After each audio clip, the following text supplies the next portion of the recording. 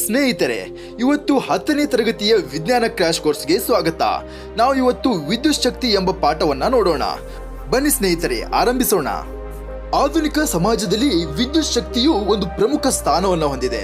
ಇದು ಮನೆಗಳು, ಶಾಲೆಗಳು, ಆಸ್ಪತ್ರೆಗಳು, ಕೈಗಾರಿಕೆಗಳು ಮತ್ತು ಇತರ ಸ್ಥಳಗಳಲ್ಲಿ ಬಳಸುವ ನಿಯಂತ್ರಿತ ಮತ್ತು ಅನುಕೂಲಕರ ಶಕ್ತಿಯ ರೂಪವಾಗಿದೆ. ಸ್ನೇಹಿತರೆ, ನಾವು ಈ ಪಾಠದಲ್ಲಿ ಏನು ತಿಳಿದುಕೊಳ್ಳಬೇಕು ಅಂದರೆ ವಿದ್ಯುತ್ ಶಕ್ತಿ ಹೇಗೆ ರೂಪುಗೊಂಡಿದೆ, ವಿದ್ಯುತ್ ಮಂಡಲದಲ್ಲಿ ಹೇಗೆ ಇದು ಪ್ರವಹಿಸುತ್ತದೆ, ವಿದ್ಯುತ್ ಮಂಡಲದ ಮೂಲಕ ಪ್ರವಹಿಸುವ ವಿದ್ಯುತ್ ಶಕ್ತಿಯನ್ನು ನಿಯಂತ್ರಿಸುವ ಅಂಶಗಳು ಯಾವುವು, ಈ ಎಲ್ಲ ಪ್ರಶ್ನೆಗಳಿಗೆ ಈ ಪಾಠದಲ್ಲಿ ನಾವು ಉತ್ತರಗಳನ್ನ ಕಂಡುಕೊಳ್ಳೋಣ. ಹಾಗೆಲ್ಲರಿಗೂ ಕರೆಂಟ್ ಎಂದರೆ ಗೊತ್ತಿದೆ. ಈ ಕರೆಂಟ್ ಅನ್ನು ನಾವು ವಿದ್ಯುತ್ ಪ್ರವಾಹ ಎಂದು ಕನ್ನಡದಲ್ಲಿ ಕರಿತೇವೆ. ವಿದ್ಯುತ್ನ ಆವೇಶಗಳನ್ನು ನಾವು ಚಾರ್ಜ್ ಅಂತ ಕರಿತೇವೆ. ಈ ಚಾರ್ಜ್ಗಳು ವಾಹಕದ ಮೂಲಕ ಹರಿಯುವಾಗ ವಿದ್ಯುತ್ ಪ್ರವಾಹವನ್ನು ಉಂಟು ಮಾಡ್ತದೆ. ಈ ವಿದ್ಯುತ್ ಪ್ರವಾಹವನ್ನು ನಾವು ಕರೆಂಟ್ ಅಂತ ನಾವು ಆಗಲೇ ಕರೆದುಕೊಂಡಿದ್ದೇವೆ. ನಾವೀಗ ಒಂದು ಚಿತ್ರವನ್ನು ನೋಡೋಣ. ಈ ಚಿತ್ರದಲ್ಲಿ ನಮಗೆ ಕ್ಯೂ ಅಂತ ಕಾಣ್ತಾ ಇದೆ. ಆ ಕ್ಯೂ ಎನ್ನುವುದು ಆವೇಶವಾಗಿದೆ. ಆ ಆವೇಶಗಳು ಒಟ್ಟಾಗಿ ಹೋದಾಗ ಅದು ವಿದ್ಯುತ್ ಪ್ರವಾಹ ಉಂಟಾಗ್ತದೆ. ಆದ್ದರಿಂದ ಆವೇಶಗಳ ಹರಿಯುವಿಕೆಯಿಂದಾಗಿ ವಿದ್ಯುತ್ ಪ್ರವಾಹ ಉಂಟಾಗ್ತದೆ. ನಾವೀಗ ವಿದ್ಯುತ್ ಪ್ರವಾಹ ಮತ್ತು ವಿದ್ಯುತ್ ಆವೇಶಗಳ ನಡುವಿನ ಸಂಬಂಧವನ್ನು ನೋಡೋಣ. ವಿದ್ಯುತ್ ಆವೇಶಗಳ ಪ್ರವಾಹ ದರವನ್ನ ನಾವು ವಿದ್ಯುತ್ ಪ್ರವಾಹವೆನ್ನುತ್ತೇವೆ. ಅದನ್ನು ನಾವು ಫಾರ್ಮಲ್ ರೂಪದಲ್ಲಿ ಬರೆದಾಗ I=Q/T ಎಂದಾಗ್ತದೆ. ವಿದ್ಯುತ್ ಆವೇಶವನ್ನ ಸಮಯದೊಂದಿಗೆ ಭಾಗಿಸಿದಾಗ ನಮಗೆ ವಿದ್ಯುತ್ ಪ್ರವಾಹವು ದೊರಕುತ್ತದೆ. ವಿದ್ಯುತ್ ಆವೇಶದ SI ಮೂಲಮಾನ ಏನೆಂದರೆ ಕೂಲಂ ಎಂದಾಗಿದೆ. ಒಂದು ಎಲೆಕ್ಟ್ರಾನ್ ಅಲ್ಲಿ 1.6 × 10⁻⁻19 ಕೂಲಂ ವಿದ್ಯುತ್ ಆವೇಶಗಳು ಇರ್ತವೆ ಎಂದು ನಮಗೆ ತಿಳಿದು ಬರುತ್ತದೆ. ಅದೇ ರೀತಿಯಲ್ಲಿ ವಿದ್ಯುತ್ ಪ್ರವಾಹದ SI ಮೂಲಮಾನ ಆಂಪಿಯರ್ ಎಂದಾಗಿರ್ತದೆ. ಹಾಗಾದರೆ ಆಂಪಿಯರ್ ಅಂದ್ರೆ ಏನು? ಒಂದು ಆಂಪಿಯರ್ ವಿದ್ಯುತ್ ಪ್ರವಾಹದ ರಚನೆಯು ಪ್ರತಿ ಸೆಕೆಂಡ್ಗೆ ಒಂದು ಕೂಲಂ ಆವೇಶದ ಪ್ರವಾಹವಾಗಿದೆ. ಅದನ್ನ ಈ ರೀತಿಯಲ್ಲಿ ಬರೆಯಬಹುದು. 1 ಆಂಪಿಯರ್ = 1 ಕೂಲಂ/1 ಸೆಕೆಂಡ್ ಎಂದು ಬರೆಯಬಹುದು. ನಾವು ಅನೇಕ ಸಂದರ್ಭಗಳಲ್ಲಿ ಈ ವಿದ್ಯುತ್ ಪ್ರವಾಹವನ್ನು ನಾವು ಮಿಲಿ ಆಂಪಿಯರ್ ಅಥವಾ ಮೈಕ್ರೋ ಆಂಪಿಯರ್ ಆಗಿ ನಾವು ಬರೆಯುತ್ತೇವೆ. ಮಿಲಿ ಆಂಪಿಯರ್ ಅಂದರೆ 10⁻³ ಆಂಪಿಯರ್ ಆಗಿರ್ತದೆ. ಅದೇ ರೀತಿಯಲ್ಲಿ ಮೈಕ್ರೋ ಆಂಪಿಯರ್ ಅನ್ನು ನಾವು 10⁻⁻6 ಆಂಪಿಯರ್ ಎಂದು ಬರೆಯುತ್ತೇವೆ. ವಿದ್ಯುತ್ ಮಂಡಲದಲ್ಲಿ ಇರುವಂತಹ ವಿದ್ಯುತ್ ಪ್ರವಾಹವನ್ನು ನಾವು ಹೇಗೆ ಎಳೆಯುತ್ತೇವೆ ಎಂಬುದನ್ನು ಇಲ್ಲಿ ನೋಡೋಣ. ಇಲ್ಲಿ ಅಮ್ಮೀಟರ್ ಎನ್ನುವಂತಹ ಒಂದು ಸಾಧನವಿದೆ. ಈ ಸಾಧನದಿಂದ ನಾವು ವಿದ್ಯುತ್ ಮಂಡಲದಲ್ಲಿರುವಂತಹ ವಿದ್ಯುತ್ ಪ್ರವಾಹವನ್ನು ಅಳೆಯುತ್ತೇವೆ. ಮುಖ್ಯವಾದ ಅಂಶವೇನೆಂದರೆ ಅಮ್ಮೀಟರ್ ಅನ್ನು ನಾವು ಯಾವಾಗಲೂ ಸರಣಿ ರೂಪದಲ್ಲಿ ಹೊಂದಿಸಿರುತ್ತೇವೆ. ಈ ಚಿತ್ರದಲ್ಲಿ ನೀವು ನೋಡಬಹುದು. ಇಲ್ಲಿ ಸರಣಿ ರೂಪದಲ್ಲಿ ನಾವು ಬ್ಯಾಟರಿಯನ್ನ, ಅಮ್ಮೀಟರ್ ಅನ್ನ ಹಾಗೂ ಲ್ಯಾಂಪ್ ಅನ್ನ ಜೋಡಿಸಿದ್ದೇವೆ. ಇಲ್ಲಿಯವರೆಗೆ ವಿದ್ಯುತ್ ಆವೇಶ, ವಿದ್ಯುತ್ ಪ್ರವಾಹದ ಬಗ್ಗೆ ಬಹಳಷ್ಟು ತಿಳಿದುಕೊಂಡಿದ್ದೇವೆ.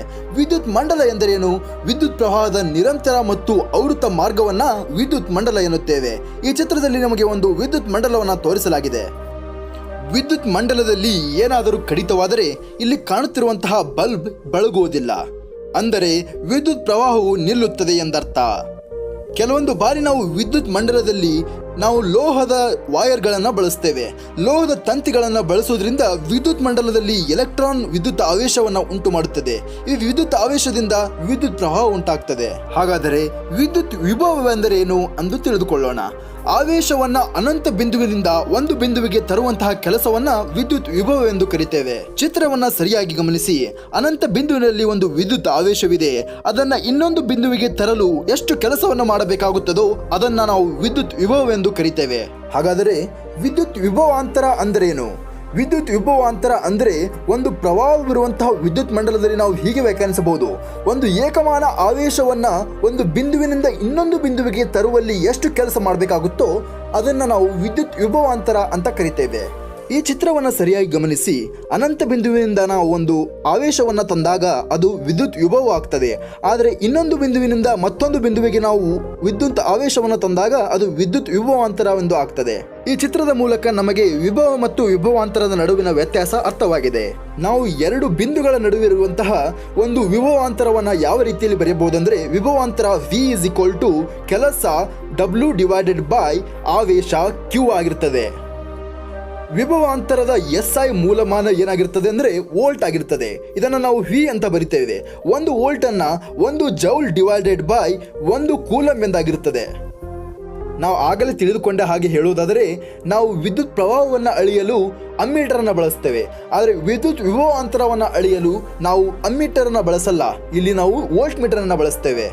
ಅಮ್ಮೀಟರ್ ಅನ್ನು ನಾವು ಸರಣಿ ಕ್ರಮದಲ್ಲಿ ಇದ್ದೆವು, ಆದರೆ ವೋಲ್ಟ್ ಮೀಟರ್ ಅನ್ನು ನಾವು ಸಮಾಂತರ ಕ್ರಮದಲ್ಲಿ ಜೋಡಿಸಬೇಕು. ಈ ಚಿತ್ರದಲ್ಲಿ ನೀವು ಗಮನಿಸಿ. ನಾವೀಗ ವಿದ್ಯುತ್ ಮಂಡಲದ ಚಿತ್ರವನ್ನು ಹೇಗೆ ಬರೆಯಬೇಕು ಎಂಬುದನ್ನು ನೋಡೋಣ. ಈಗ ಮೊದಲನೇದಾಗಿ ವಿದ್ಯುತ್ ಕೋಶವನ್ನು ನೋಡೋಣ. ವಿದ್ಯುತ್ ಕೋಶವನ್ನು ನಾವು ಬ್ಯಾಟರಿ ಅಂತಲೂ ಕರಿತೇವೆ. ಅದನ್ನು ನಾವು ಈ ರೀತಿಯಲ್ಲಿ ಗುರುತಿಸಬಹುದು. ನಾವು ಟಿವಿ ರಿಮೋಟ್ಗಳಲ್ಲಿ ಎರಡೆರಡು ವಿದ್ಯುತ್ ಕೋಶಗಳನ್ನು ಹಾಕ್ತೇವೆ. ಅವುಗಳನ್ನು ಸಂಯೋಜನೆ ಅಂತ ಕರಿತೇವೆ. ಈ ಸಂಯೋಜನೆ ಇದ್ದಾಗ ನಾವು ಅದನ್ನು ಹೇಗೆ ಗುರುತಿಸ್ತೇವೆ ಅಂದರೆ ಈ ಕೆಳಗಡೆ ನೋಡಬಹುದು 4 ವಿದ್ಯುತ್ ಕೋಶಗಳನ್ನು ಜೋಡಣೆ ಮಾಡಲಾಗಿದೆ. ಮೂರನೇದಾಗಿ ನಾವು ಪ್ಲಗ್ ಕೀಗಳನ್ನು ಬಳಸ್ತೇವೆ. ಈ ಪ್ಲಗ್ ಕೀಗಳನ್ನು ಸ್ವಿಚ್ ಅಂತಲೂ ಕರಿತೇವೆ. ಇದನ್ನು ನಾವು ಈ ರೀತಿಯಲ್ಲಿ ಚಿತ್ರಿಸಬಹುದು. ಬಿಂದು ಇಟ್ಟಾಗ ಅದು ಮುಚ್ಚಿದೆ ಎಂದರ್ಥ, ಬಿಂದು ಇಡದೇ ಇದ್ದಾಗ ಅದು ತೆರೆದಿದೆ ಎಂದರ್ಥ. ನಾಲ್ಕನೆಯ ಪ್ರಮುಖ ಚಿತ್ರ ತಂತಿಗಳ ಜೋಡಣೆ. ಹೌದು, ಈ ಚಿತ್ರವನ್ನು ಗಮನಿಸಿ. ಈ ಚಿತ್ರದಲ್ಲಿ ಒಂದನೇ ಚಿತ್ರದಲ್ಲಿ ನಾವು ನೋಡಬಹುದು ತಂತಿಗಳು ಸೇರುವ ಸ್ಥಳವನ್ನು ನೋಡಬಹುದು. ಆದರೆ ಎರಡನೇ ತಂತಿಯಲ್ಲಿ ಸೇರ್ಪಡೆ ಇಲ್ಲದೆ ತಂತಿಯು ದಾಟಿ ಹೋಗಿದೆ. ಐದನೆಯ ಪ್ರಮುಖ ಚಿತ್ರ ಬಲ್ಬ್ ಆಗಿದೆ. ಈ ಬಲ್ಬ್ ಅನ್ನು ನಾವು ಈ ರೀತಿಯಲ್ಲಿ ಬರೆಯಬಹುದು. ಆರನೆಯ ಪ್ರಮುಖ ಚಿತ್ರ ರೋಧಕದ ರೋಧ. ಹೌದು, ಈ ರೋಧವನ್ನು ನಾವು ಈ ರೀತಿಯಲ್ಲಿ ಬರೆಯಬಹುದು. ಅದೇ ನಾವು ಬದಲಾಯಿಸಬಹುದಾದಂತಹ ರೋಧವನ್ನ ಅಥವಾ ಇದನ್ನು ರಿಯೋಸ್ಟಾಟ್ ಅಂತಲೂ ಕರಿತೇವೆ. ಇದನ್ನು ನಾವು ಈ ರೀತಿಯಲ್ಲಿ ಚಿತ್ರ ಮಾಡಬಹುದು. ಆಗಲೇ ತಿಳಿದುಕೊಂಡ ಅಮ್ಮೀಟರ್ ಅನ್ನು ಕೂಡ ನಾವು ಎ ಅಂತ ಬರೆದು ಈ ರೀತಿಯಲ್ಲಿ ಚಿತ್ರಣವನ್ನ ಬರೆಯಬಹುದು. ವೋಲ್ಟ್ ಮೀಟರ್ ಅನ್ನು ಕೂಡ ನಾವು ವಿ ಅಂತ ಬರೆದು ಈ ರೀತಿಯಲ್ಲಿ ಚಿತ್ರವನ್ನ ಬರೆಯಬಹುದು. ನಾವೀಗ ಮುಂದಿನ ವಿಷಯವಾದ ಓಮ್ನ ನಿಯಮದ ಬಗ್ಗೆ ಚರ್ಚೆ ಮಾಡೋಣ. ಸ್ಥಿರ ತಾಪಮಾನದಲ್ಲಿ ವಿದ್ಯುತ್ ಮಂಡಲದಲ್ಲಿ ಲೋಹದ ತಂತಿಯ ನಡುವಿನ ವಿಭವಾಂತರ ಅದರ ಮೂಲಕ ಹರಿಯುವ ವಿದ್ಯುತ್ ಪ್ರವಾಹಕ್ಕೆ ನೇರ ಅನುಪಾತದಲ್ಲಿರುತ್ತದೆ. ಅಂದರೆ ವಿಯು ಐನ ನೇರ ಅನುಪಾತದಲ್ಲಿ ಇರುತ್ತದೆ ಎಂದು ತಿಳಿದು ಬರುತ್ತದೆ. ಓಮ್ನ ನಿಯಮದ ಪ್ರಕಾರ ವಿ ಮತ್ತು ಐಗಳು ನೇರ ಅನುಪಾತವನ್ನು ತೆಗೆದು ಹಾಕಿದಾಗ ಅಲ್ಲಿ ಆರ್ ಎಂಬ ಅನುಪಾತ ಸ್ಥಿರಾಂಕವನ್ನು ನಾವು ಗುಣಿಸುತ್ತೇವೆ.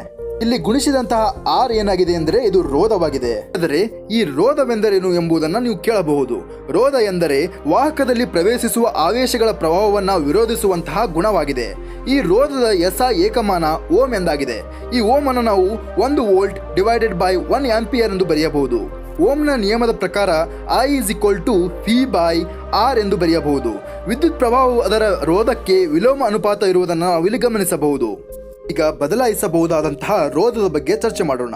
ವಿದ್ಯುತ್ ವಿಭವಾಂತರದ ಮೂಲವನ್ನು ಬದಲಾಯಿಸದೆ ವಿದ್ಯುತ್ ಪ್ರವಾಹವನ್ನು ನಿಯಂತ್ರಿಸಲು ಉಪಯೋಗಿಸುವ ಘಟಕವನ್ನ ನಾವು ಬದಲಾಯಿಸಬಹುದಾದಂತಹ ರೋಧ ಎಂದು ಕರೆಯುತ್ತೇವೆ.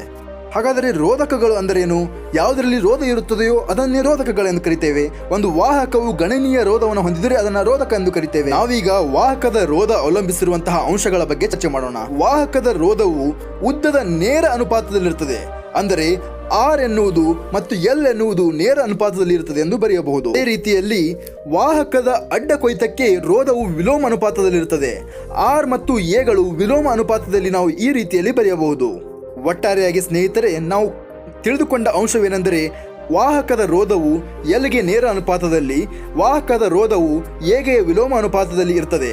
ಒಟ್ಟಾರೆಯಾಗಿ ಬರೆದಾಗ R is equal to rho L by A ಅಂತ ಬರಿತೇವೆ. ಇಲ್ಲಿ ರೋ ಎನ್ನುವುದು ಅನುಪಾತ ಸ್ಥಿರಾಂಕವಾಗಿದೆ.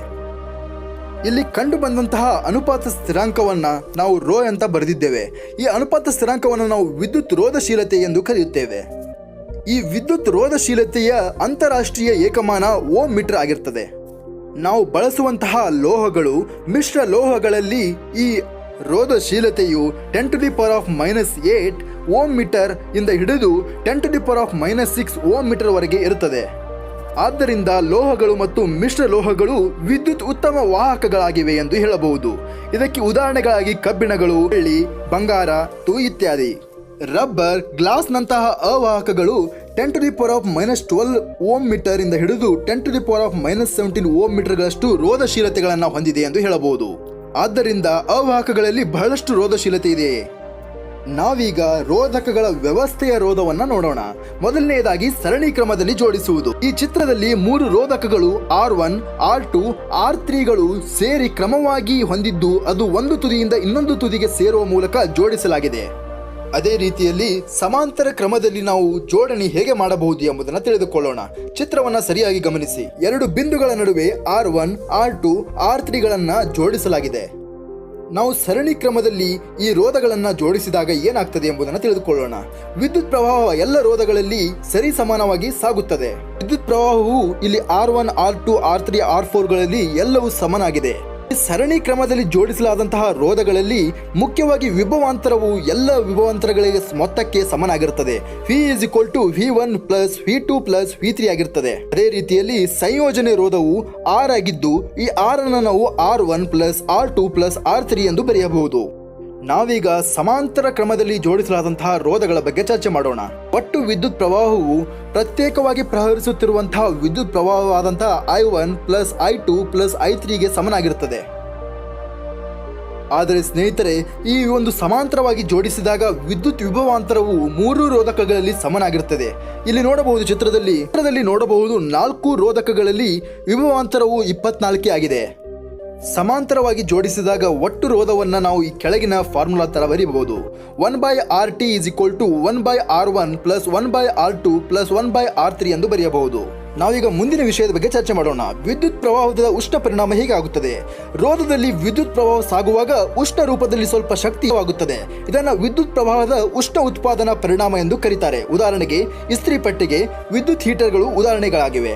ನಾವೀಗ ರೋಧವನ್ನ R ಎಂದು, ವಿದ್ಯುತ್ ಪ್ರವಾಹವನ್ನ I ಎಂದು, ವಿಭವಾಂತರವನ್ನ V ಎಂದು ಪರಿಗಣಿಸಿದಾಗ ವಿದ್ಯುತ್ ಮಂಡಲಕ್ಕೆ ಪೂರೈಕೆಯಾದಂತಹ ವಿದ್ಯುತ್ ಸಾಮರ್ಥ್ಯವು P = VI ಆಗಿರುತ್ತದೆ. ಹೌದು, ಸಾಮರ್ಥ್ಯವನ್ನು ನಾವು P ಎಂದು ಗುರುತಿಸಿದಾಗ VI ಆಗಿರುತ್ತದೆ. ನಮಗೆ ತಿಳಿದೇ ಇದೆ, ಉಷ್ಣದ ಪ್ರಮಾಣದ H ಅನ್ನು ನಾವು PT ಎಂದು ಬರಿತೇವೆ. ಈ PTಯಲ್ಲಿ ನಾವು VI ಅನ್ನು ಹಾಕಿದಾಗ VIT ಆಗ್ತದೆ. ನಮಗೆ ಕೊನೆಯದಾಗಿ ದೊರಕಂತಹ ಸೂತ್ರ H = VIT ಆಗಿದೆ. ಓಮ್ನ ನಿಯಮವನ್ನು ನಾವು ಅನ್ವಯಿಸಿದಾಗ H = I²RT ಆಗ್ತದೆ. ಇದನ್ನು ನಾವು ಜೌಲ್ನ ಉಷ್ಣೋತ್ಪಾದನಾ ನಿಯಮ ಎಂದು ಕರಿತೇವೆ. ಉಷ್ಣೋತ್ಪಾದನಾ ನಿಯಮವನ್ನು ಪೂರ್ತಿಯಾಗಿ ನೋಡೋಣ. H = I²RT ಆಗಿದೆ. ಉಷ್ಣವು ವಿದ್ಯುತ್ ಪ್ರವಾಹದ ವರ್ಗಕ್ಕೆ ನೇರ ಅನುಪಾತದಲ್ಲಿರುವುದನ್ನು ಗಮನಿಸಬಹುದು. ಉಷ್ಣವು ರೋಧದ ನೇರ ಅನುಪಾತದಲ್ಲಿದೆ. ಅದೇ ರೀತಿಯಲ್ಲಿ ಉಷ್ಣವು ಕಾಲದ ನೇರ ಅನುಪಾತದಲ್ಲಿದೆ. ನಾವೀಗ ಪ್ರಾಯೋಗಿಕ ಅನ್ವಯಗಳನ್ನು ಚರ್ಚೆ ಮಾಡೋಣ. ಈ ಉಷ್ಣ ಉತ್ಪಾದನೆ ಎಲ್ಲಾಗ್ತದೆ ಅಂದರೆ ವಿದ್ಯುತ್ ಇಸ್ತ್ರಿ ಪಟ್ಟಿಗೆ, ವಿದ್ಯುತ್ ಒಲೆಗಳು, ವಿದ್ಯುತ್ ಹೀಟರ್ಗಳು, ವಿದ್ಯುತ್ ಕೆಟಲ್ಗಳಲ್ಲಿ ನಾವು ಬಳಸ್ತೇವೆ. ವಿದ್ಯುತ್ ಬಲ್ಬ್ಗಳಲ್ಲಿ ನಾವು ಟಂಗಸ್ಟನ್ ತಂತಿಗಳನ್ನು ನೋಡಿರಬಹುದು. ಇದು ಕೂಡ ಉಷ್ಣೋತ್ಪಾದನೆ ನಿಯಮವನ್ನು ಅನುಸರಿಸುತ್ತದೆ.